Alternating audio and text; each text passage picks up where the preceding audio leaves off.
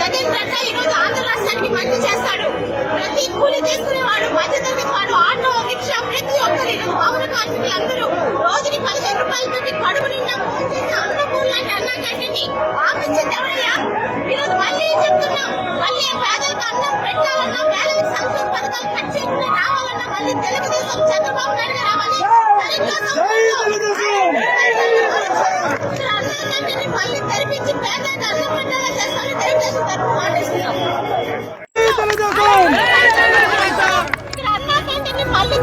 ఈరోజు తెలుగుదేశం పార్టీ పేదలకు చేయాల్సిన ప్రతి సంక్షేమ పథకాల మీద ఎంత శ్రద్ధ పెట్టి పేదలకు అందిస్తుందో దానికి ఇంకొక ఉదాహరణ ఈరోజు అన్నా క్యాంటీన్లు. గతంలో ఈరోజు 5 రూపాయలకి ఏమొస్తుందో రాష్ట్రంలో ప్రజలందరికీ తెలుసు. మనం రాసుకునే పెన్ను కూడా రావటం లేదండి.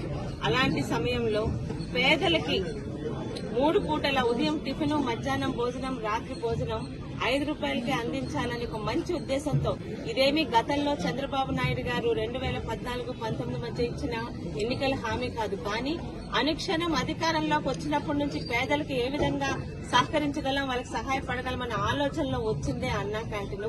అలాంటి అన్నా క్యాంటీన్ ని గత ప్రభుత్వం